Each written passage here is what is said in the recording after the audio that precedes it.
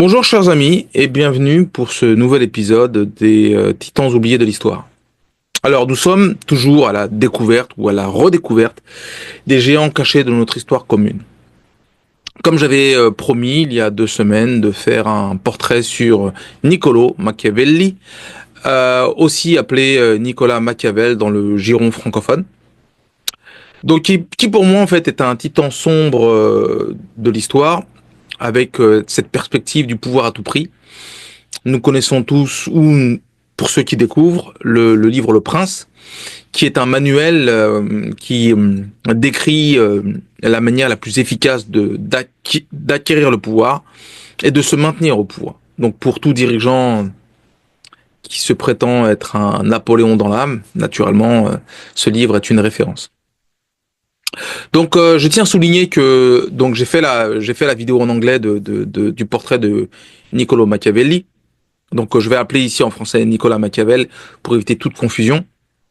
Et puis je remercie tous ceux qui naturellement, prennent le temps de regarder mes vidéos. Je sais que je ne fais pas beaucoup de vues, mais pour ceux qui les regardent et qui reviennent régulièrement pour les regarder, j'apprécie énormément.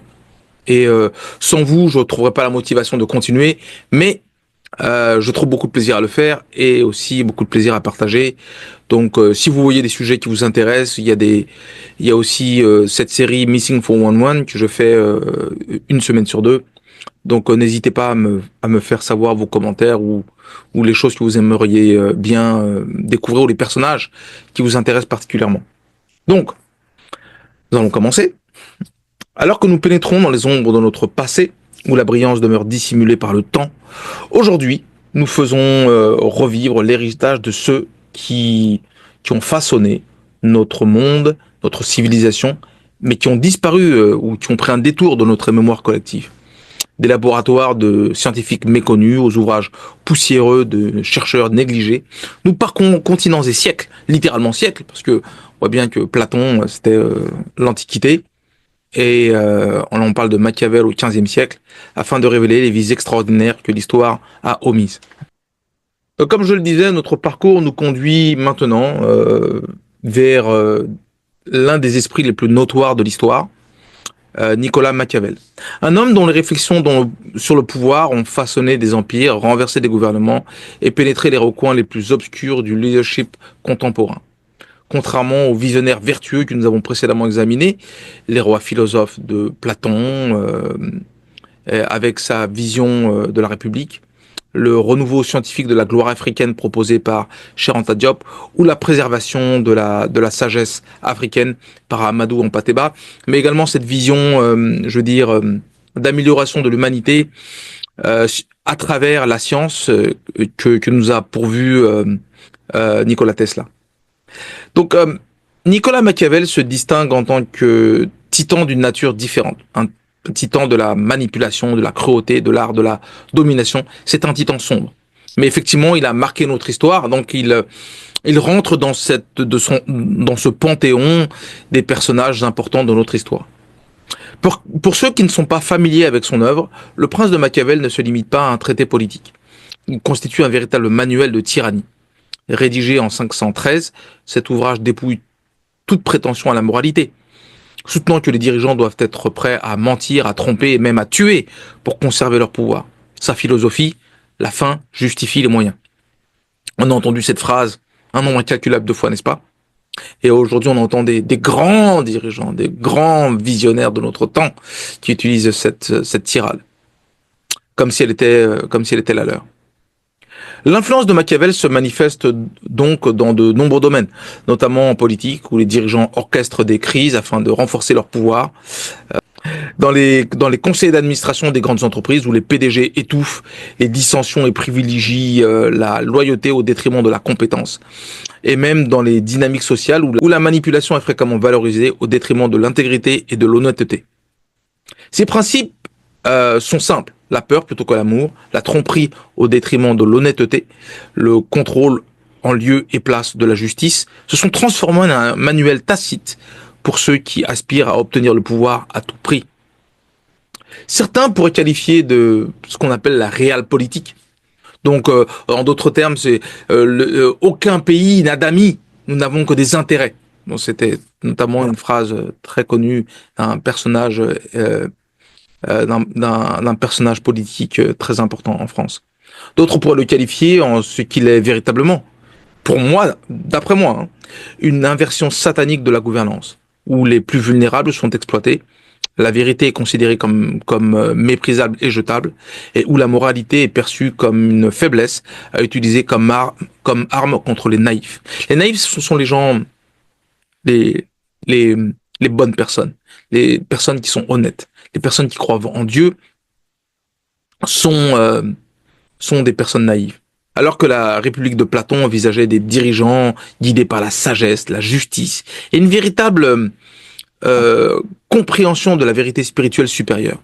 Des rois en quelque sorte, philosophes, visionnaires, régnant pour le bien de tous. Le prince de Machiavel évolue dans un monde dépourvu d'ordre divin ou de boussole morale.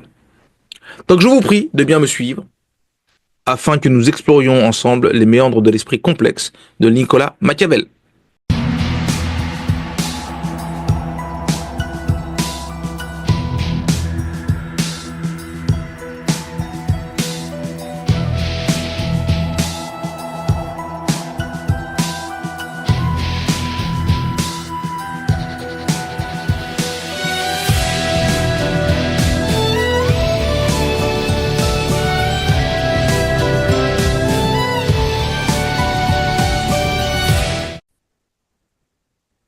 Alors, chers amis, commençons avec un préambule sur Nicolas Machiavel.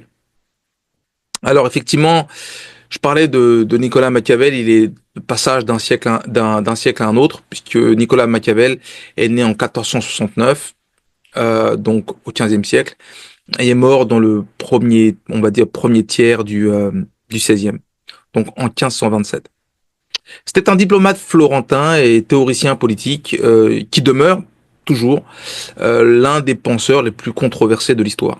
Son œuvre majeure, Le Prince, comme je le disais, a profondément remis en question les idéaux médiévaux de la gouvernance vertueuse, préconisant plutôt une approche pragmatique et souvent impitoyable.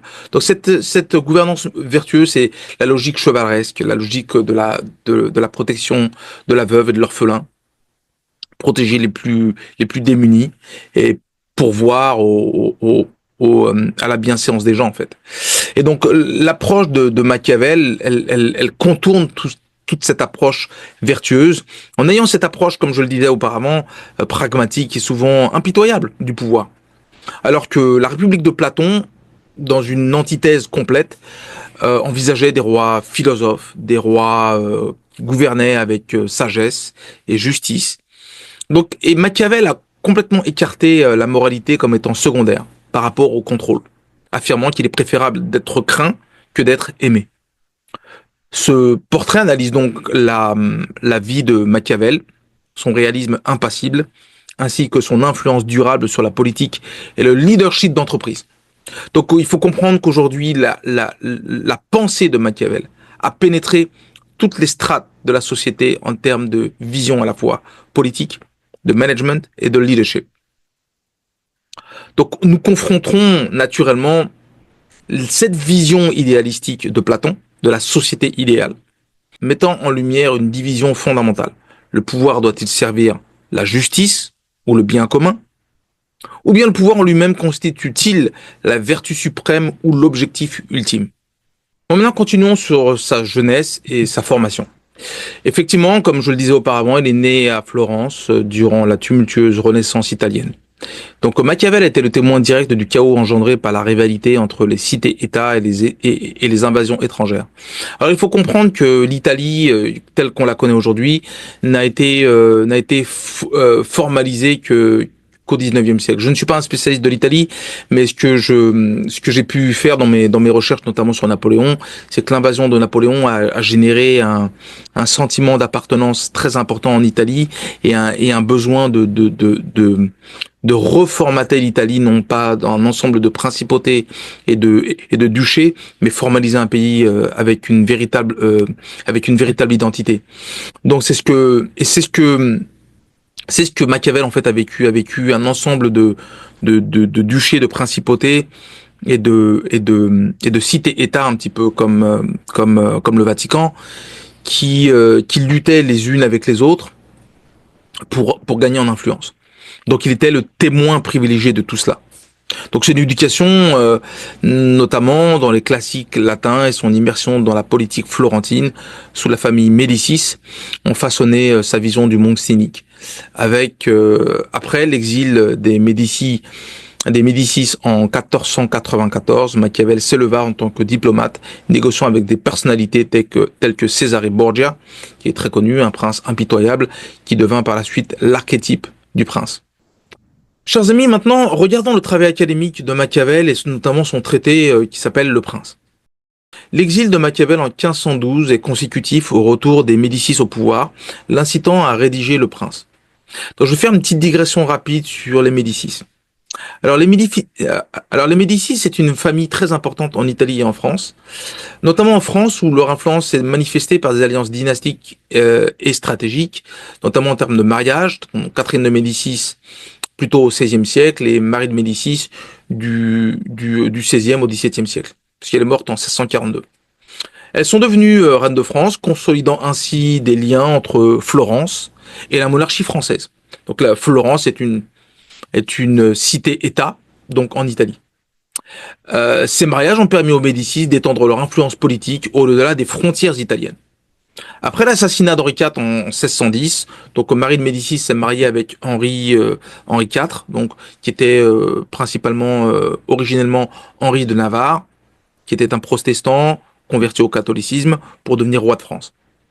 Donc après son mariage en 1600 avec Henri IV, elle est reine de France, et après l'assassinat d'Henri IV en 1610, comme je le disais, Marie Médicis devint régente pour son fils Louis XIII jusqu'à sa majorité. Louis XIII étant le père de Louis XIV. Okay. Bien que les circonstances entourant l'assassinat d'Henri IV par Ravaillac, et les circonstances sont relativement claires, certains historiens ont spéculé, j'ai notamment lu un livre dessus, qui ont spéculé sur une éventuelle implication indirecte de Marie de Médicis dans cet événement tragique qui a marqué les Français, jusqu'à aujourd'hui. Ces accusations reposent principalement sur les ambitions politiques de Marie de Médicis et son désir de consolider son pouvoir en tant que régente. Donc on voit bien que ce sont des manipulations. Et quand on voit le traité du prince, c'est exactement ce qui influence finalement Machiavel de faire ce traité du prince, qui rejette principalement l'idéalisme platonicien, okay, soutenant que les dirigeants doivent privilégier le pouvoir au détriment de la moralité. Donc quels sont les principes fondamentaux du prince finalement? Et la fin justifie les moyens. Donc le succès est établi ou est défini selon la stabilité de l'État, qui confère une légitimité à la tromperie, à la violence ou à la trahison. La peur plutôt que l'amour. Il est préférable d'être craint que d'être aimé afin de dissuader toute rébellion. L'adaptabilité. Un leader se doit d'agir tantôt en tant que renard rusé qui manipule le corbeau, tantôt en lion, puissant, violent et imposant. Donc, Machiavel vénérait en fait, en réalité, Cesare Borgia, dont la consolidation brutale du pouvoir en Romagne illustre parfaitement ses idéaux. L'utilisation de Borgia de mercenaire, l'utilisation de sa sœur comme une prostituée qu'il pouvait vendre, qu'il pouvait mettre dans le lit de n'importe qui pour des mariages stratégiques, pour des alliances ou des tromperies, et des exécutions publiques reflétaient les conseils de Machiavel. Donc l'exécution publique du fameux général déloyal que Cesare Borgia a fait exécuter de manière extrêmement violente et publique. Cependant, la chute de Borgia, provoquée par le décès de son père, le pape Alexandre VI, a mis en lumière la fragilité du pouvoir associé à la fortune. Effectivement, Cesare Borgia, ou la famille Borgia, dont le père était le pape. Un homme qui dévouait sa vie à Dieu sans jamais toucher de femme. Il avait des enfants qui sont devenus des dirigeants de Florence. Donc, qu'est-ce que le prince en réalité? Le prince est un manuel de realpolitik. Le prince de Machiavel constitue une rupture fondamentale et radicale avec la pensée politique de l'époque et une pensée politique classique. Les principes fondamentaux comprennent, comme je le disais auparavant, la fin justifie les moyens.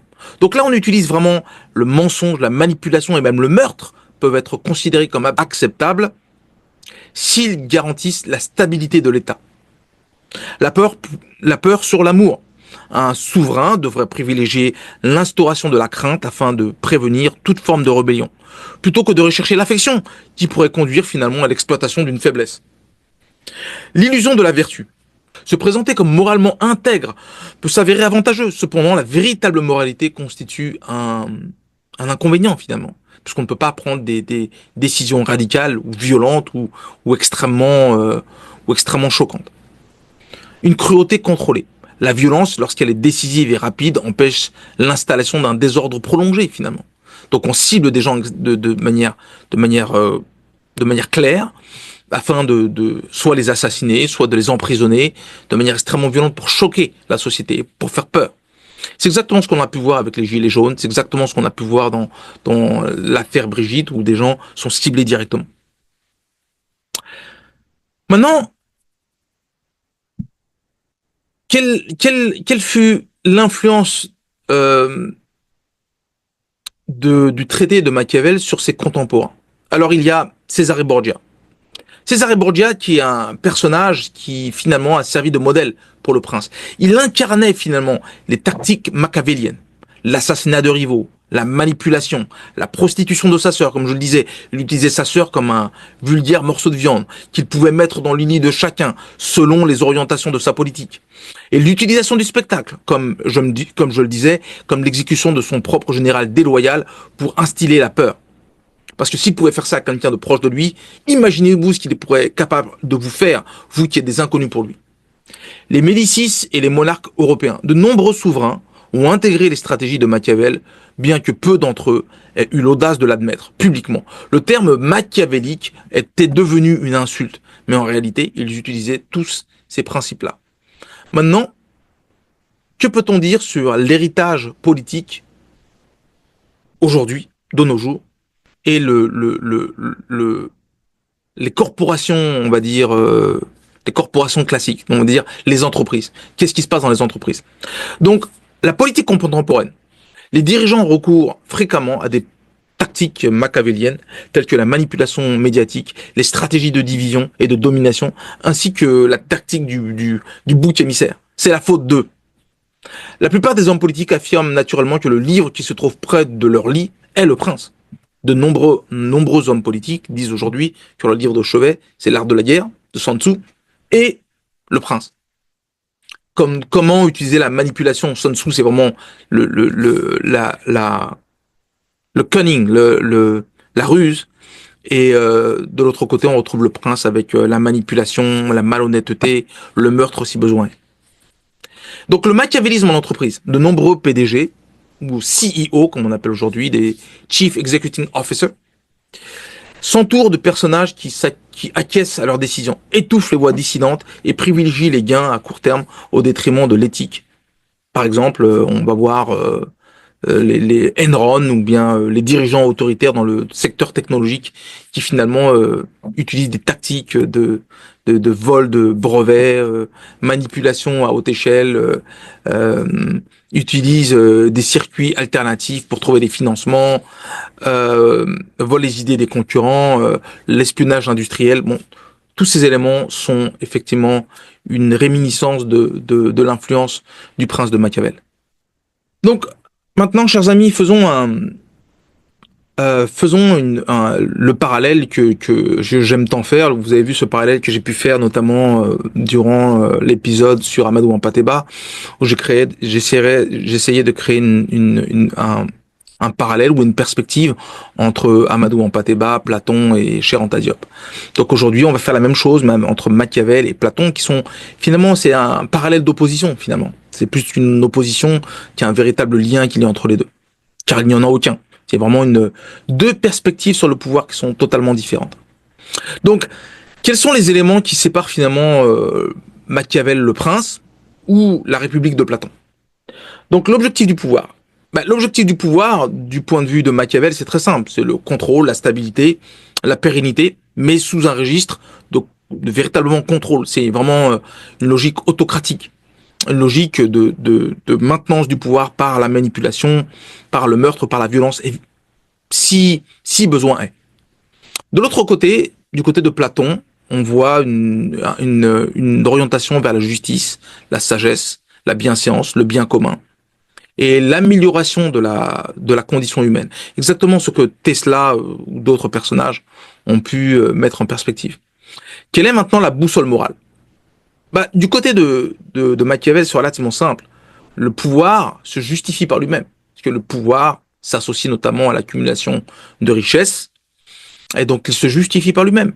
De par l'obtention de ce que nous obtenons dans ce monde matériel est principalement la justification. De l'autre côté, du côté de Platon, on voit que les dirigeants doivent posséder une conscience morale éclairée et avoir une conscience de qu'il y a ce monde spirituel qui surplombe le monde matériel et physique. Exactement ce que nous enseignent les religions monothéistes que sont le judaïsme, le christianisme et l'islam. Maintenant, si on continue, quel est le leadership idéal? Du point de vue de Machiavel, il l'a dit de manière claire. Le dirigeant doit être rusé comme un renard et imposant comme le lion. L'imposante présence du lion incite à la peur, parce qu'il peut être à la fois majestueux mais violent, et extrêmement violent, mais une violence contrôlée, une violence qui instille la peur. De l'autre côté, le roi philosophe de Platon est sage, désintéressé, et regarde le bien commun.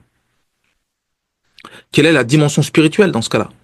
Du côté du côté de Machiavel, c'est très clair. Il n'y en a aucune. La politique est exclusivement terrestre, pragmatique, froide, calculatrice.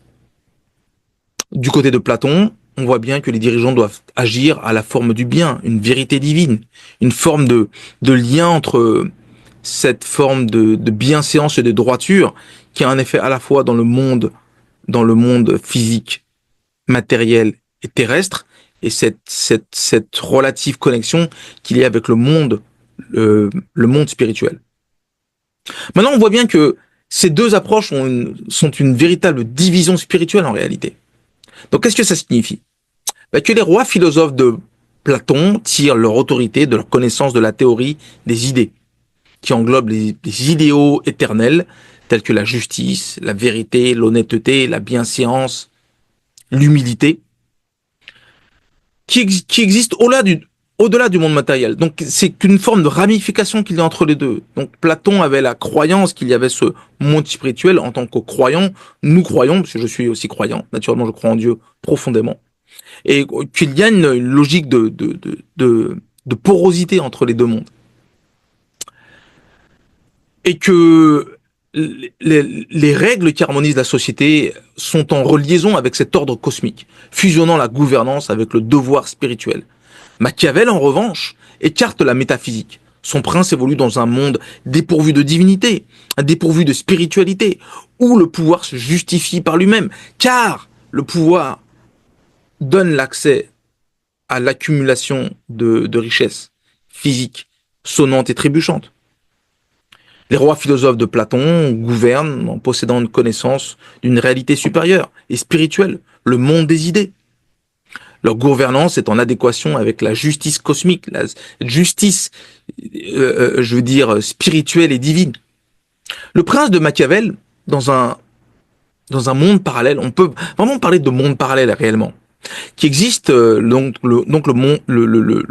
prince de Machiavel existe dans un monde dépourvu de divinité, marqué par le chaos.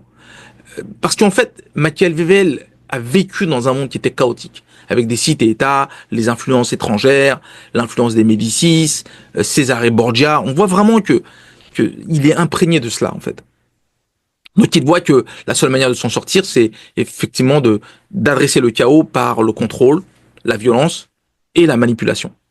Donc la religion, pour lui, n'est utile en réalité qu'en tant qu'instrument de contrôle des masses. Dieu n'est pas un copilote, il est un outil de relation publique. On voit bien cette tentation d'utiliser les religions les unes contre les autres, alors que pour moi, c'est un message unique qui s'agrègent ensemble. C'est-à-dire que le judaïsme, le christianisme et l'islam sont un même message. Aujourd'hui, on les oppose et on les utilise les uns contre les autres, ou on utilise une religion contre l'autre comme un outil politique. Donc les dirigeants de Platon aspirent quelque part à la transcendance, tandis que ceux de Machiavel visent à la domination. Alors maintenant, chers amis, que pouvons-nous dire sur cette conclusion? Donc, cette conclusion, finalement, c'est comme si nous faisions face à un débat éternel, finalement. Ce débat éternel est que l'œuvre de Machiavel, Le Prince, demeure un reflet sombre des structures de pouvoir contemporaines, des gouvernements qui privilégient le contrôle ou des individus. Hein. C'est peut-être pas forcément un gouvernement, mais un individu qui est à la cime d'un gouvernement institue une forme d'approche qui reflète un comportement. Et des gouvernements qui privilégient ou un personnage en haut du gouvernement qui privilégie le contrôle au détriment de la justice, des entreprises qui valorisent l'ambition sans scrupule et des dirigeants qui considèrent la moralité comme une faiblesse, eh bien, on fait face à une forme pour moi, de satanisme. Pour moi, c'est du satanisme à l'état pur. L'approche du machiavélisme est associée directement au satanisme. Si on regarde les 9 lois qui régissent le satanisme, comme j'avais pu le faire sur l'origine, comme l'argent étant l'origine du mal, j'avais donné les neuf règles qui régissent le satanisme, et on peut voir que tout s'apparente avec la logique du machiavélisme. Cependant, la République de Platon se présente comme une antithèse. C'est un appel à ce que les dirigeants ou les gens gouvernent avec sagesse, compassion, honnêteté, humilité et un lien avec des vérités supérieures. La vérité supérieure, la religion pour moi est une logique de spiritualité. Donc, à partir de ça, même si je suis religieux, je ne dirais pas dans quelle religion je suis affilié, parce que je ne veux pas influencer qui que ce soit. Mais effectivement, que la religion fait face à une vérité supérieure. Quand je fais quand je fais ma série de vidéos sur les 5 preuves de l'existence de Dieu ou la preuve de la création divine, ben je reprends ce qu'on appelle des vérités supérieures ou des lois supérieures qui qui surplombent tout cet ensemble. Je parle de l'univers, l'ADN, l'origine de l'humanité. Voilà. Donc la question demeure dans ce cas, la politique devrait-elle être un champ de bataille de la ruse ou une quête pour le bien? Machiavel se moquerait de la naïveté de ce dernier passage, en disant quête du bien. Mais c'est peut-être précisément pour cette raison pour laquelle nous avons encore besoin des idées platoniciennes. Et sur ce, chers amis, je vous souhaite une bonne fin de journée, un bon week-end, même si nous ne sommes que jeudi, mais une bonne fin de week-end et merci de mettre un like, de commenter, de partager votre impression que vous donne le prince de Machiavel. Quelles ramifications en tirez-vous par rapport à la situation d'aujourd'hui, à la fois en France, en Afrique, parce qu'encore une fois, la communauté francophone est vaste. Elle ne concerne pas uniquement la France, mais également la Belgique, la Suisse, et notamment certains pays en Afrique, mais également le Canada où je réside à Montréal. Donc, n'hésitez pas à faire vos commentaires. Et encore une fois, je vous remercie énormément pour ceux qui me suivent, ceux qui suivent cette chaîne. Et naturellement, si vous avez des sujets que vous aimeriez aborder, je pourrais les aborder à nouveau. Je vais faire, une fois que ma série sur les titans de l'histoire sera finie, je reviendrai un petit peu plus sur des approches à la fois spirituelles et aussi historiques. Donc j'aborderai toujours, j'ai toujours fait la promesse d'attaquer un sujet bille en tête avec Napoléon Bonaparte, et pour dire tout le mal que je pense de lui. Et en tout cas, je vous retrouve la semaine prochaine pour un prochain épisode de Missing 411. Merci à vous tous et prenez soin de vous, on est ensemble.